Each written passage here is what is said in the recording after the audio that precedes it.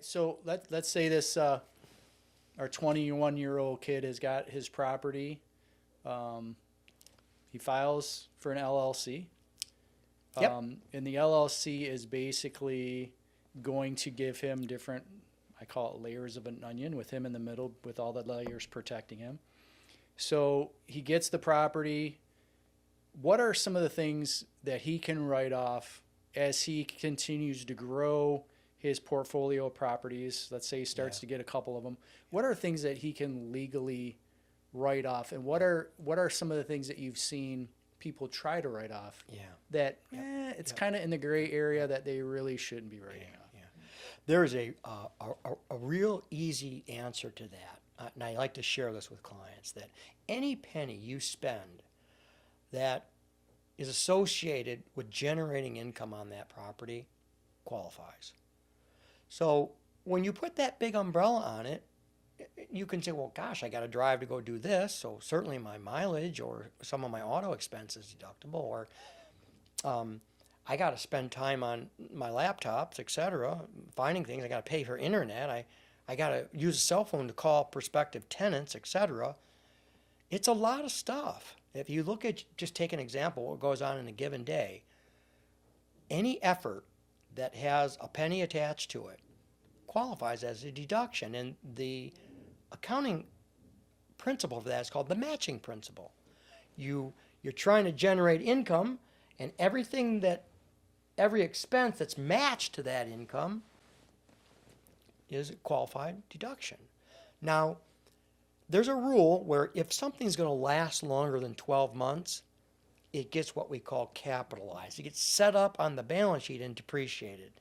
If it's going to be used up in 12 months, it's immediately written off as a tax deduction. So if you buy a new refrigerator, you have to depreciate, you have to write that off over several years. There was so much confusion on this that the IRS recently published some simplification rules where they allowed some repairs and maintenance elections to be made that provide safe harbors. That if your number is either, it depends on the size of your company, is $5,000 or less, then anything you buy, say you bought a refrigerator that's energy efficient, it's the newest thing on the state of the art, and it's $4,000, it's under the $5,000 threshold, you can write it off as a tax deduction in its entirety in the year of acquisition. First year, okay. Yeah. So they're trying to provide some simplification to that because it requires an analysis of, well, how long will this thing be useful to us? And if it's useful beyond 12 months, then it's what we call an asset. It's something we own. It goes on our balance sheet. The banks look at it and go, how many assets do you have? And when they see a lot of assets, that's a good thing, right? It's collateral, Right. you know? If it's going to be used up in 12 months, it's more like a supply. You know, it's paper towels. Who knows? It's oil changes. It's, you know, it's 6 months worth of advertising budget or whatever. But if it's a building or if it's a piece of property especially, it's going to last a long time. That's why the new rules in real estate associated with cost segregation, where you allow a big part of the property to qualify for immediate write-off, and the qualified opportunity zones. I'm losing my train of thought for a second. Let me stop for a second. So when that whole analysis gets to be a bit much, and so there's efforts to simplify, but we hear that all the time. And so listen to me right now. I'm trying to explain it and keep it simple, and I have 33-page checklist. It's in not my so, work It's papers. not so simple. In my work papers. It's not so simple. But I do like being able to tell clients, hey, any penny that you spend that's associated with generating that income, I don't care if you write it down on a napkin and give it to me. Yep. And the other thing, too, is, of course, As long as they're not saying they're spending the money on the rental property, but it's actually going to their primary. that's correct. Can't We'll see. So you would see that. You would see that, right? Right? Yeah. They've tried. It's like, that's not really where that's going. We can't, I'm not putting that through. You know how many conversations go on during tax season where you go, this money went where? Yeah. Right?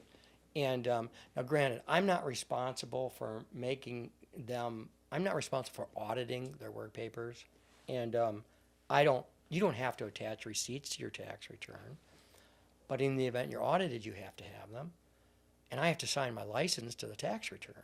Right. And there are preparer penalties. There's actually crime statutes, right? It's fraud. We're stealing money. Right. Someone's stealing money from the government. It's serious. I've testified before grand juries before in these instances. There are times when we'll get in a position where we're like, well, okay, we meet some criteria for this deduction, but I can tell you that there are agents who will think we don't. And so we have a discussion. How willing are we? What do our work papers say? And what methodology have we prepared to show an agent?